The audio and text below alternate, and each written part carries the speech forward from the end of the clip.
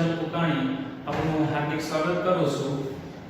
આપણે જોઈ રહ્યા છીએ કે સમીકરણ કઈ રીતે બનાવવા અને એને ભૌમિતિક રીતે કઈ રીતે દર્શાવવા અને ઉકેલ મેળવવા। તો બીજો પ્રશ્ન આપણે છે, પહેલા પ્રશ્નમાં આપણને રકમમાં ફક્ત ચોપડીમાં એવું કીધેલું હતું કે ભૌમિતિક રીતે અને બેઝિક રીતે દર્શાવો, પણ આપણે સાથે સાથે એના ઉકેલ પણ મેળવ્યા। હવે બીજા દાખલામાં આપણે જોઈએ તો ભૌમિતિક રીતે એટલે કે આલેખની રીતે અને બેઝિક રીતે આપણે દર્શાવવાના છે, એટલે ફક્ત સમીકરણ બનાવવાના છે। તો શરૂઆત કરીએ। રકમ નંબર 2 માં કંઈક આ પ્રમાણે વાત કરી છે કે ક્રિકેટ ટીમના પ્રશિક્ષક છે ₹3900 માં 3 બેટ અને 6 દડાઓ લાવે છે, અને એ જ પ્રકારનું એક બેટ અને વધુ 3 દડા ₹1300 માં ખરીદે છે। તો આ માહિતીને બેઝિક રીતે અને ભૌમિતિક રીતે દર્શાવો। તો સૌપ્રથમ આપણે જે વસ્તુ છે નક્કી કરી લઈએ। તો બેટ અને દડાની કિંમત વિશે માહિતી આપેલી છે। તો ધારણા કરીશું, ધારો કે એક બેટની કિંમત બરાબર ₹x અને એક દડાની કિંમત બરાબર ₹y। આપણે ફક્ત અહીંયા સમીકરણ બનાવવા છે, ઉકેલ નથી મેળવવા અત્યારે। તો બેટની કિંમત અને દડાની કિંમત છે આપણને x અને y આપણે ધારી લીધી। હવે પ્રથમ શરત મુજબ આપણે માહિતી છે લખીશું। પ્રથમ શરત મુજબ 3 બેટ છે, તો 3 બેટ એટલે થશે 3x અને 6 દડા એટલે થશે 6y। 3x 6y, 3 બેટ અને 6 દડાની કુલ કિંમત છે ₹3900। હવે વિદ્યાર્થી મિત્રો એક બાબત યાદ રાખીશું કે જો સમીકરણમાં બધા પદ છે, બધા પદ માટે કોઈ ચોક્કસ સંખ્યા વડે ભાગાકાર કરી શકતો હોય તો આપણે કરી દઈશું। તો અહીંયા 3 દુને 6 અને 13 તેરી 39, એટલે બધાને 3 વડે ભાગી શકાય। એટલે અહીંયા આવશે x 3 દુને 6y અને અહીંયા આવશે 13 તેરી 39, એટલે 1300। સમીકરણ નંબર 1 x 2y બરાબર 1300। ફરીવાર જોઈએ, 3 વડે દરેક સંખ્યાને ભાગી શકાય છે। નેક્સ્ટ આપણે જોઈશું કે બીજી શરત મુજબ,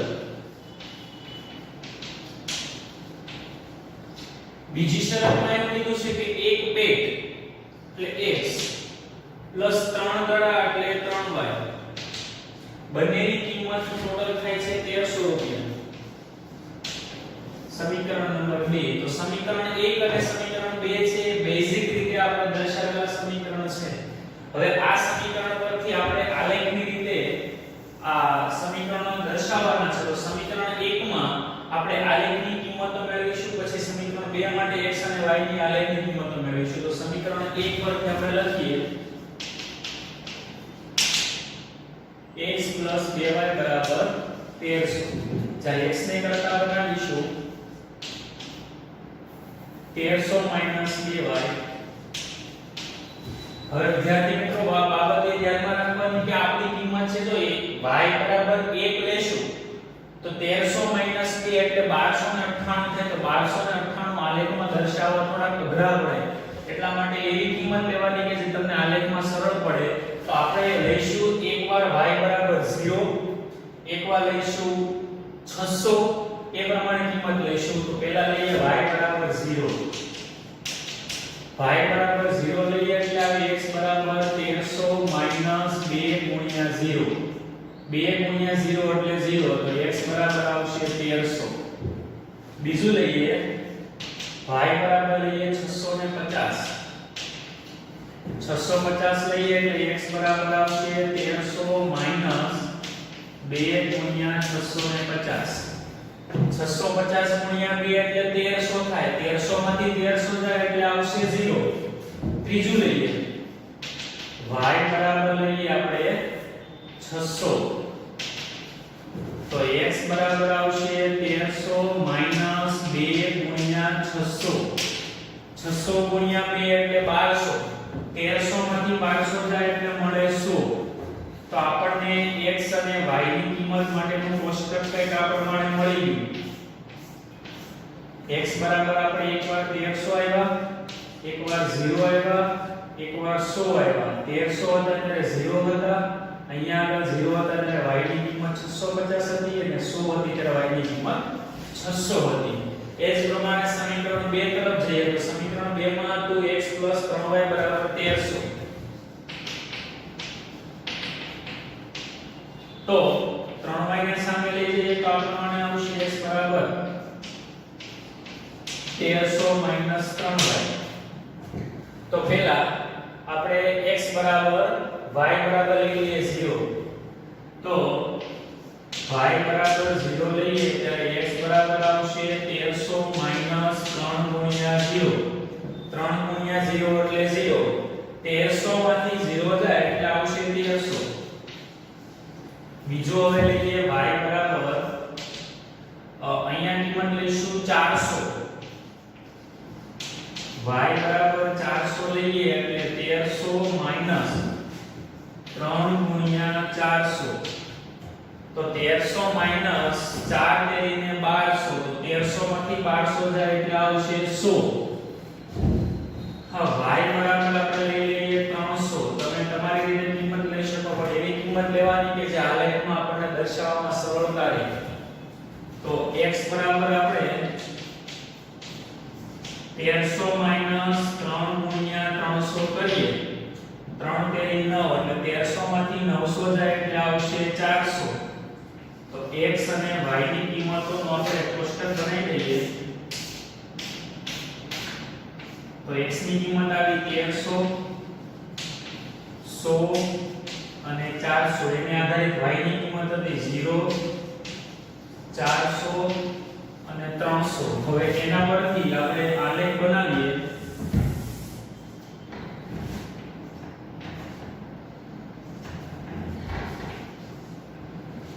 તો આપણે જોઈએ તો y ની કિંમત છે 400 સુધી આવે, 600 650 સુધી આવે છે, એટલે આપણે 700 સુધી જઈશું. અને x ની કિંમત હાઈએસ્ટ 1300 તો 1300 સુધી જઈશું. તો આપણે શું કરીશું કે 1 સેન્ટીમીટર બરાબર બંને સાઈડ 100 એકમ લઈશું. 100 200 300 400 500 600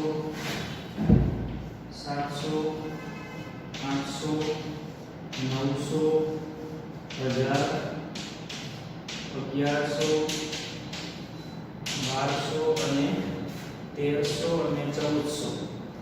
y અક્ષ પર આપણે 100 એકમ લઈએ. 100 200 300 400 500 600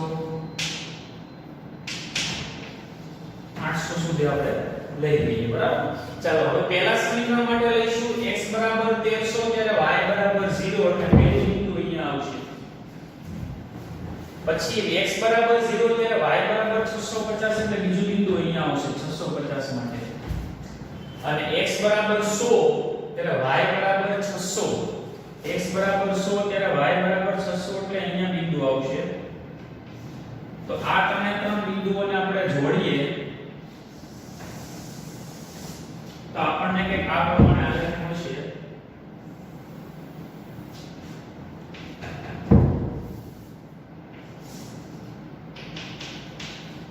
જે આપણું પહેલું સમીકરણ છે એનો આલેખ કંઈક આ પ્રમાણે મળ્યો. એ જ પ્રમાણે બીજું સમીકરણ લઈએ. x બરાબર 1300 ત્યારે y બરાબર 0 એટલે આ વાળું બિંદુ આવશે. બીજું x બરાબર 100 ત્યારે y બરાબર 400 એટલે અહીંયા કિંમત આવશે. પછી x બરાબર 400 ત્યારે y બરાબર 300 એટલે અહીંયા કિંમત આવશે. તો આને આપણે જોઈન કરીએ તો આપણને આ રીતે આલેખ મળશે. આ થયો આપણો ભૌમિતિક રીતે આલેખ. હવે અહીંયા જે તે સમીકરણ ઉપર આપણે સમીકરણનું આખું જે નામ છે એટલે સમીકરણ જે છે લખી નાખીએ. તો પહેલું સમીકરણ હતું એ આ વાળું હતું x 2y બરાબર 1300. અને બીજું સમીકરણ હતું x 3y બરાબર 1300. તો આ રીતે સમીકરણને ભૌમિતિક રીતે અને બેઝિક રીતે દર્શાવી શકાય. બેઝિક રીતે કઈ રીતે દર્શાવી શકીએ તો બેઝિક રીતે આપણે સમીકરણને એક સમીકરણ સ્વરૂપે દર્શાવવાના છે આ માહિતીને, અને ભૌમિતિક રીતે સમીકરણ છે માહિતી છે અને આપણે રેખા સ્વરૂપે આલેખ સ્વરૂપે દર્શાવવાના છે.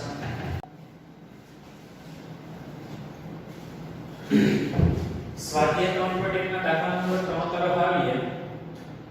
આ રીતે એક વાત કરેલી છે કે એક દિવસે 2 કિલોગ્રામ સફરજન અને 1 કિલોગ્રામ દ્રાક્ષની કિંમત રૂપિયા 160 હતી.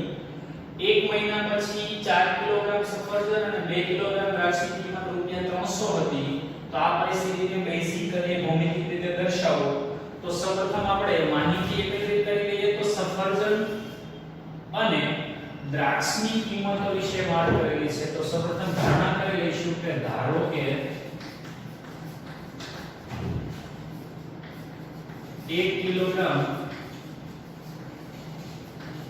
સફરજનની કિંમત બરાબર રૂપિયા x અને 1 કિલોગ્રામ દ્રાક્ષની કિંમત બરાબર રૂપિયા y. સફરજનની કિંમત અને દ્રાક્ષની કિંમત પરથી આપણને માહિતી આપેલી છે. પહેલા કીધું છે કે 2 કિલોગ્રામ સફરજન અને 1 કિલોગ્રામ દ્રાક્ષ બંનેનો સરવાળો થાય રૂપિયા 160. તો લખીશું પ્રથમ શરત મુજબ.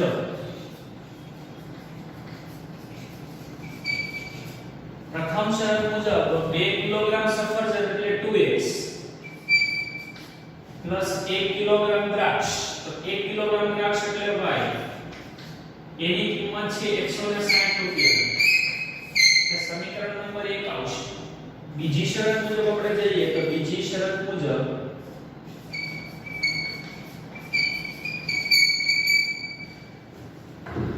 4 કિલોગ્રામ સફરજન છે એટલે આવશે 4x, 2 કિલોગ્રામ દ્રાક્ષ એટલે 2y અને એનું ટોટલ થાય છે 300 રૂપિયા. વિદ્યાર્થી મિત્રો આપણે વાત કરેલી કે સમીકરણમાં જો દરેક કિંમતને ચોક્કસ સંખ્યા વડે ભાગી શકાતું હોય તો ભાગી લેવાના. અહીંયા આખા સમીકરણને 2 વડે ભાગી શકાય છે. તો 4x ને 2 વડે ભાગીએ એટલે આવે 2x, 2y ને 2 વડે ભાગીએ એટલે y, અને 300 ને 2 વડે ભાગીએ એટલે 150. સમીકરણ 2 જે આપણા માંગેલ દ્વિચલ સુરેખ સમીકરણ યુગ્મ છે. હવે આ સમીકરણને આપણે આલેખ રીતે દર્શાવવાનું છે. તો એ માટે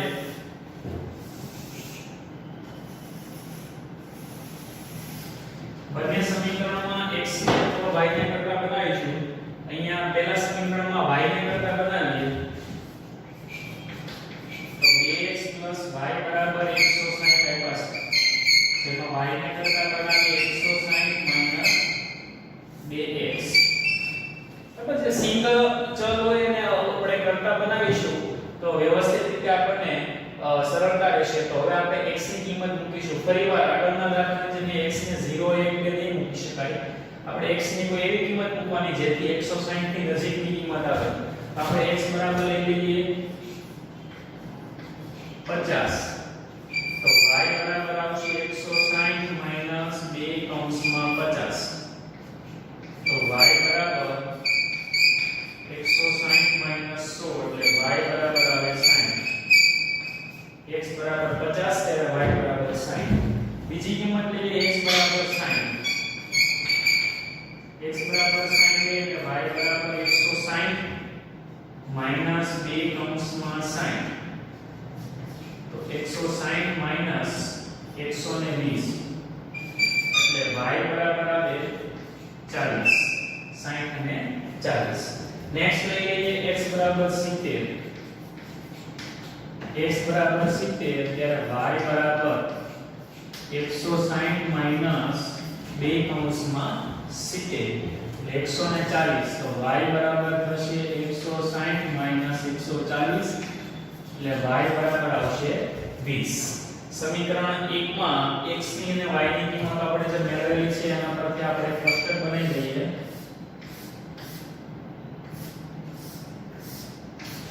x બરાબર કિંમત લીધી આપણે 50 60 અને 70. 50 60 અને 70 એટલે y બરાબર કિંમત મળી 60 40 અને 20. 60 40 અને 20. બીજી સમીકરણ લઈએ 2x y બરાબર 150. એમાં આપણે y ને કરતા બનાવીશું તો y બરાબર આવશે 150 2x. તો x ની કિંમત આની જેમ જ લઈશું, x બરાબર 50 લઈએ તો y બરાબર આવે 150 2 કૌંસમાં 50. તો 50 ગુણ્યા 2 એટલે 100. 150 માંથી 100 કાઢીએ એટલે આવશે 50. બીજું લઈએ x બરાબર 60 તો y બરાબર 150 2 કૌંસમાં 60. 6 દુને 12 એટલે 120. 150 માંથી 120 કાઢીએ એટલે આવશે 30. બીજું x બરાબર લઈએ 40 તો y બરાબર આવશે 40 ને 70 લઈ લઈએ 150 2 કૌંસમાં 70. 70 દુને 140. 150 માંથી 140 કાઢીએ એટલે આવશે 10. હવે x અને y ની કિંમત આપણે કોષ્ટકમાં મૂકીએ તો x ની કિંમત હતી 50 60 અને 70. y ની કિંમત થાય 50 30 અને 10. ચાલો હવે આ બંને કિંમતો પરથી આપણે આલેખ બનાવીએ.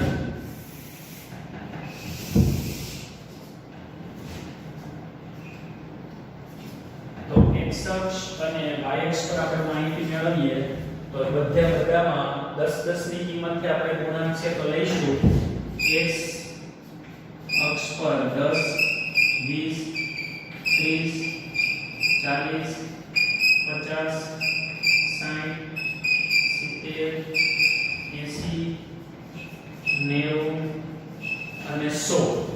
y અક્ષ પર પણ એ મુજબ જ લઈશું આપણે 10 10 ના અંતર પર આપણે 1 સેન્ટીમીટર લઈશું એટલે કે x ની બરાબર 10 એકમ અંતર લઈશું.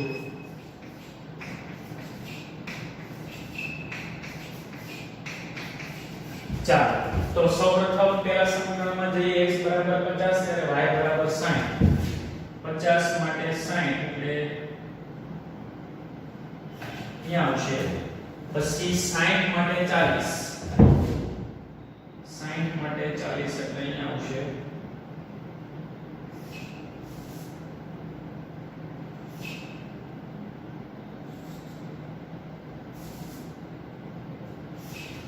નેક્સ્ટ છે 70 માટે 20. 70 માટે 20 એટલે અહીંયા આવશે.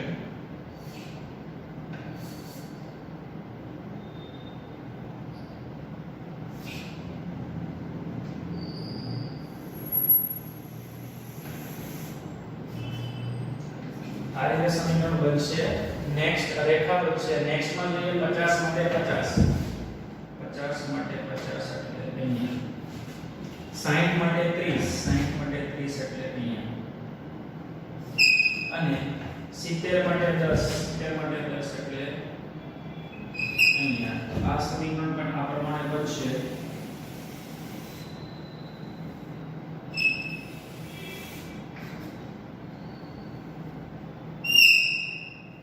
મિત્રો આ થયા આપણા આલેખની રીતે સમીકરણ છે એનું અવલોકન. તો આપણે જોઈએ તો અહીંયા બંને જે રેખાઓ છે પરસ્પર સમાંતર છે. એનો મતલબ એવો થાય કે આ બંને સમીકરણની જે માહિતી આપેલી છે તેના પરથી કોઈ ચોક્કસ દ્રાક્ષની કે સફરજનની કિંમત મળશે નહીં. અહીંયા આપણે આલેખ ઉપર જે તે સમીકરણ છે એ લખી નાખીએ તો પહેલું સમીકરણ હતું એ હતું 2x y 160. અને બીજું સમીકરણ હતું 2x y 150.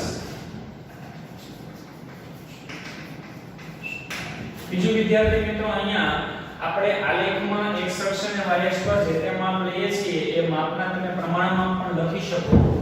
પ્રમાણમાં અહીંયા ઉપરના ખૂણામાં આપણે લખી શકીએ x અક્ષ પર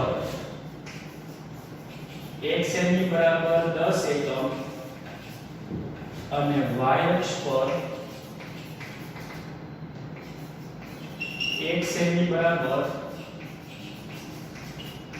10 એકમ. આ મુજબ આપણે અવલોકન છે એના જે તે માપ છે એ આલેખમાં આપણે પ્રમાણમાં લખી શકીએ. તો આ થઈ આપણે પ્રકરણ 3 ના સ્વાધ્યાય નંબર 3.1 ના 3 જે દાખલા છે જેમાં એવું કીધેલું કે સમીકરણોને બેઝિક રીતે અને ભૌમિતિક રીતે દર્શાવો તો આપણે દર્શાવ્યા છે. આગળના આપણે સ્વાધ્યાયમાં વાત કરવાના છીએ સમીકરણના ઉકેલની. વિચલ સુરેખ સમીકરણ છે એ સમીકરણના સહગુણકો છે એના ગુણોત્તર મીન્સ કે ભાગાકારને આધારે આપણે ઉકેલ છે એની ચર્ચા કરવાની છે. ઉકેલ મતલબ x ની અને y ની કિંમત કઈ રીતે કયા સ્વરૂપમાં મળે એની આપણે વાત કરવાની છે. તો સૌપ્રથમ આખા ચેપ્ટરમાં આપણને બે દ્વિચલ સુરેખ સમીકરણ આપેલા હશે તો એ બે દ્વિચલ સુરેખ સમીકરણને આપણે વ્યાપક સ્વરૂપે દર્શાવવા છે. તો આપણે લખીશું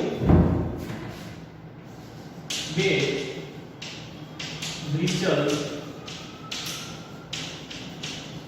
દ્વિચલ સુરેખ સમીકરણ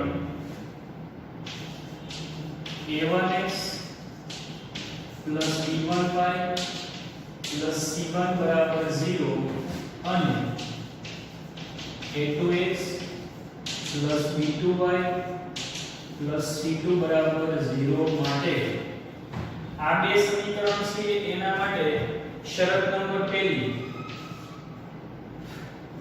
કે આટલા સંજોગોમાં આ સમીકરણ છે એને આવા ઉકેલ મળે છે. બરાબર છે. તો આપણે જે સમીકરણ છે એના જે તે પદના સહગુણકો તો અહીંયા આગળ પહેલા સમીકરણમાં સહગુણકો છે a1 b1 અને c1. બીજામાં સહગુણકો છે a2 b2 અને c2. તો હવે આ સહગુણકો છે એનો જે તે સહગુણકનો ભાગાકાર કરવાનો છે. તો a વાળા સાથે a નો ભાગાકાર b સાથે b નો અને c સાથે c નો ભાગાકાર કરવાનો. હવે ભાગાકાર છે એ આવા સ્વરૂપે આવે તો એ પ્રમાણે જે તે સમીકરણના ઉકેલ છે એનું સ્વરૂપ એ પ્રમાણે હશે. તો પહેલું લઈએ કે જો a1 ના છેદમાં a2 is not equals to b1 ના છેદમાં b2 મળે. a1 ના છેદમાં a2 is not equals to b1 ના છેદમાં b2 થાય તો સમીકરણને અનન્ય એટલે કે એક જ ઉકેલ મળે. સમીકરણને ઉકેલની સંખ્યા કેટલી મળે? એક જ. એનો મતલબ થાય કે એ જે રેખા છે એ કોઈ એક ચોક્કસ બિંદુમાં છેદતી હોય. બરાબર છે. તેમાં નેક્સ્ટ મુદ્દો લખીએ આ સમીકરણનો આલેખ છેદતી રેખાઓ હોય. બીજું એક મુદ્દો લખીશું કે આ સમીકરણો સુસંગત સમીકરણ છે તેમ કહેવાય. તો સુસંગત સમીકરણ છે. શું કામ સુસંગત? કે એવા સમીકરણો કે જેના દ્વારા ઉકેલ મળે છે, એટલીસ્ટ એક ઉકેલ મળે છે તો એવા સમીકરણોને સુસંગત સમીકરણ કહેવાય. ફરીવાર જોઈએ કે a1 ના છેદમાં a2 is not equals to b1 ના છેદમાં b2 થાય એટલે પહેલા જે સહગુણકો છે એનો અને બીજા y ના સહગુણકો છે એનો ભાગાકાર કરીએ. ભાગાકાર સમાન ન આવે તો સમીકરણને અનન્ય ઉકેલ મળે. એક્ઝામ્પલ લઈએ.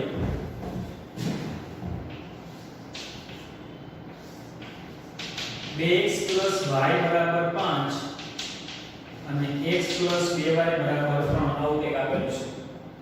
તો a1 a2 b1 અને b2 નો ભાગાકાર કરીએ તો a1 એટલે 2, a2 એટલે 1, b1 એટલે 1 અને b2 એટલે 2. તો a1 અને a2 એટલે આ x ના સહગુણકો, b1 અને b2 એટલે y ના સહગુણકો બંનેનો ભાગાકાર કરીએ તો a1 ના છેદમાં a2 મળે 2 ના છેદમાં 1, b1 ના છેદમાં b2 મળે 1 ના છેદમાં 2. તો આ બંને કિંમતો અહીંયા આગળ સમાન નથી માટે આપણે લખીએ a1 ના છેદમાં a2 is not equals to b1 ના છેદમાં b2. આ બંને કિંમતો સમાન નથી માટે સમીકરણને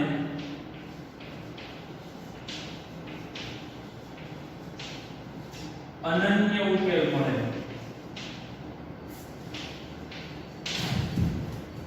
નેક્સ્ટ આપણે જોઈએ કે બીજી કન્ડિશન કે બીજો કેસ જેમાં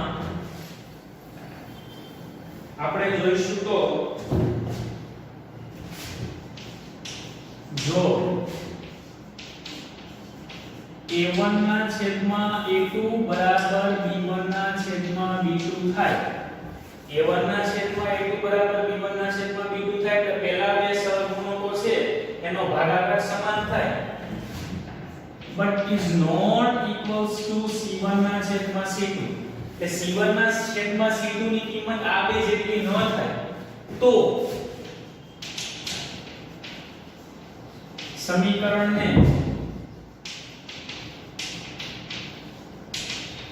એક પણ ઉકેલ ન મળે. એક પણ ઉકેલ ન મળે એનો મતલબ એવો થાય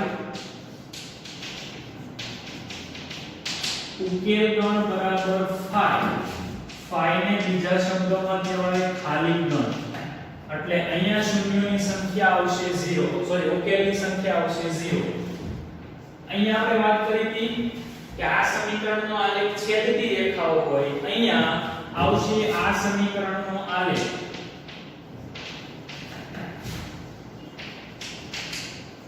સમાંતર રેખાઓ હોય.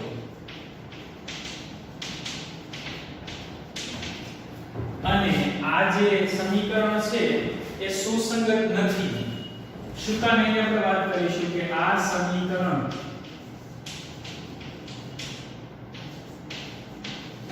સુસંગત નથી. શું કામ સુસંગત નથી? તો કે આ સમીકરણને એક પણ ઉકેલ મળતા નથી.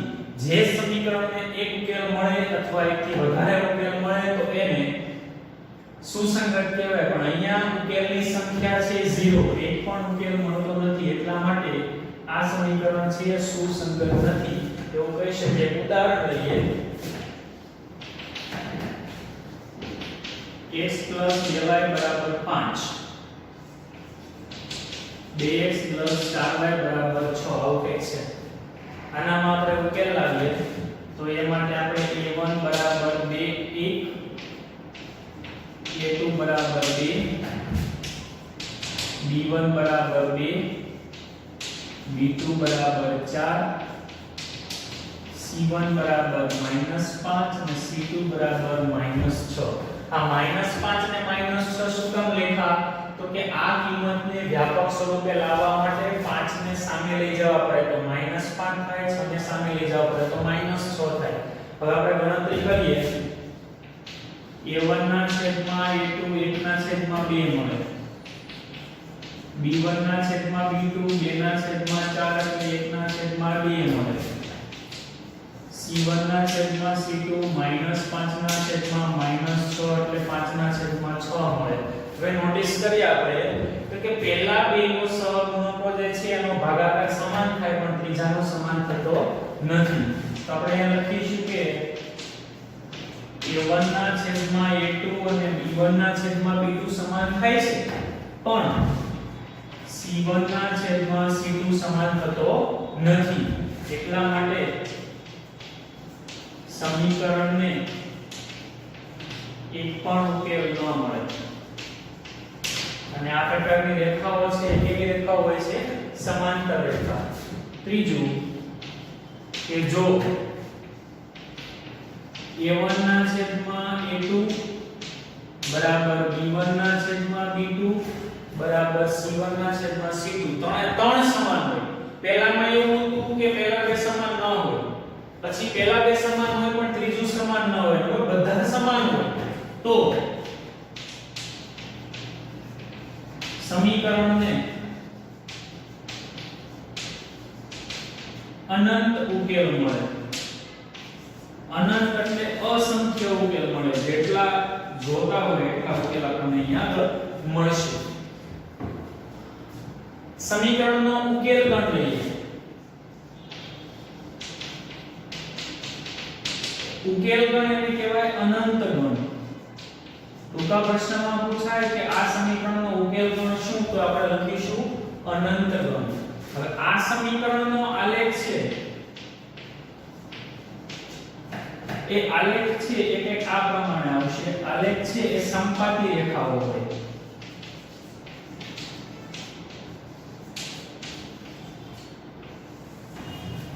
સમપાતી રેખાનો મતલબ એવો થાય કે એવી રેખાઓ છે એક ઉપર એક આવેલી હોય એટલે કે એની એ જ રેખા હોય આ પ્રમાણે. સમજી લઈએ આપણને અહીંયા બે રેખાઓ આપેલી છે અને કેટલા ઉકેલ જોઈએ તો કે જેટલા બિંદુઓ આવે એટલા એ સમીકરણના ઉકેલ થાય. તો એક રેખા પર અનંત બિંદુઓ આવે એટલા માટે રેખા છે એના ઉકેલ કેટલા મળે?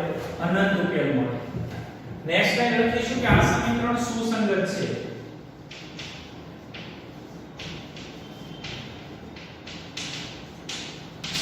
સુસંગત છે કારણ કે આ સમીકરણના આપણને ઉકેલ મળે છે. જેના ઉકેલ નથી મળતા એ સુસંગત નથી, જેના ઉકેલ મળે છે એ સુસંગત છે. ઉદાહરણ લઈએ આપણે. ઉદાહરણમાં આપણે લઈશું x 2y 5 બરાબર 0, 4x 8y 20 બરાબર 0. આપણે a1 a2 b1 b2 c1 c2 ના ભાગાકાર કરીએ તો a1 ના છેદમાં a2 બરાબર 1 ના છેદમાં 4 મળશે. b1 ના છેદમાં b2 બરાબર 2 ના છેદમાં 8 બરાબર 1 ના છેદમાં 4 મળશે. અને c1 ના છેદમાં c2 બરાબર -5 ના છેદમાં -20 એટલે 1 ના છેદમાં 4 મળશે. તમને ત્રણની કિંમત સમાન મળી માટે એવું લખીશું કે a1 ના છેદમાં a2 બરાબર b1 ના છેદમાં b2 બરાબર c1 ના છેદમાં c2. a1 ના છેદમાં a2 બરાબર b1 ના છેદમાં b2 બરાબર c1 ના છેદમાં c2 છે. એટલા માટે થઈને સમીકરણને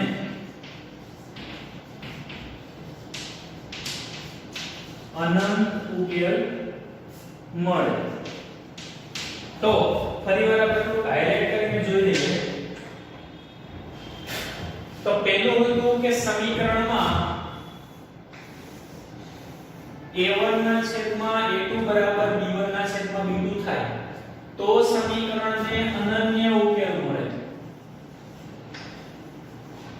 સમીકરણને અનન્યનો મતલબ થાય એક જ, એક અને માત્ર એક. અનન્ય શબ્દ આપણે નવમા ધોરણમાં શીખી ચૂક્યા છીએ. આ કન્ડિશનનું પાલન થાય તો આલેખ છે એ છેદતી રેખાઓ આવે. આ પ્રકારના સમીકરણનો આલેખ છે છેદતી રેખાઓ આવે અને આ પ્રકારના સમીકરણો છે સુસંગત સમીકરણ થાય. બરાબર. હવે આપણે આ ઉદાહરણ જોયેલું જેમાં આપણે સમીકરણના a1 a2 b1 b2 નો ભાગાકાર કર્યો તો સમાન મળ્યો નથી. એટલા માટે સમીકરણને અનન્ય ઉકેલ મળ્યા. અનન્ય ઉકેલ એટલે એક જ ઉકેલ મળે. કયા ઉકેલ મળે આપણે દાખલા ગણીશું ત્યારે આપણે સમજીશું. નેક્સ્ટ છે કે a1 ના છેદમાં a2 is not equals to b1 ના is equals to b1 ના છેદમાં b2 but is not equals to c1 ના છેદમાં c2. that means પહેલા બે સહગુણકો છે એનો ભાગાકાર સમાન થાય પણ ત્રીજાનો સહગુણક છે એનો ભાગાકાર સમાન થતો નથી. તો આવો કેસ આવે ત્યારે સમીકરણને એક પણ ઉકેલ ન મળે. એક પણ ઉકેલ ન મળે એનો મતલબ થાય કે સમીકરણને ઉકેલની સંખ્યા 0 છે એટલે તેનો ઉકેલ ગણ છે ખાલી ગણ થાય. કેવો ગણ થશે? ખાલી ગણ. હવે ખાલી ગણ થાય તો એ જે રેખાઓ છે એ સમાંતર થાય. સમાંતર શું કામ થાય એ સમજીએ તો કે આ રેખાઓ છે આ પ્રમાણે હશે. સમાંતર રેખાઓ ગમે તેટલા અંતરે જાય ક્યારેય પણ છેદશે નહીં એટલે ઉકેલ મળશે નહીં. મિત્રો યાદ રાખવું કે કોઈ પણ બે સમીકરણ હોય એનો ઉકેલનો મતલબ એવો થાય કે એ બે સમીકરણ ક્યાં આગળ છેદે છે. જ્યાં આગળ છેદે છે એનો ઉકેલ થશે. અને આ પ્રકારના સમીકરણો છે સુસંગત નથી. સુસંગત નથી એનું કારણ કે આ સમીકરણો ક્યારેય છેદતા નથી. નેક્સ્ટ આવીએ કે જો a1 ના છેદમાં a2 b1 ના છેદમાં b2 અને c1 ના છેદમાં c2 ત્રણે ત્રણ સમાન થાય તો સમીકરણને અનંત ઉકેલ મળે. અનંત ઉકેલનો મતલબ થાય તેને અસંખ્ય અગણિત ઉકેલ મળશે. એનો ઉકેલ પણ શું આવશે તો કે અનંત ગણ આવશે. રેખાઓ કેવી છે તો કે આ રેખાઓ છે સંપાતી રેખાઓ અને સમીકરણ હશે સુસંગત. સુસંગત સમીકરણ ક્યારે કહેવાય? ફરી વખત યાદ રાખવું કે જ્યારે પણ સમીકરણને ચોક્કસ ઉકેલ મળતા હોય ત્યારે સમીકરણો છે સુસંગત છે એવું કહી શકાય. તો આ બધી માહિતી છે આપણને ટૂંકા પ્રશ્નમાં પૂછાય તો ટૂંકા પ્રશ્ન માટે આપણે આ માહિતી બરાબર યાદ રાખવી જોઈએ. કારણ કે આમાંથી 1 માર્ક્સના 2 માર્ક્સના પ્રશ્નો પૂછાય અને દાખલા પણ પૂછાય જેમાં આપણે સમીકરણના ઉકેલ કેટલા મળે છે, કયા પ્રકારના મળે છે, રેખા છે કયા પ્રકારની છે, સમીકરણો સુસંગત છે, સમીકરણો સુસંગત નથી, એ બધું આપણે અહીંયાથી વ્યવસ્થિત રીતે ગણીને યાદ રાખવું પડશે.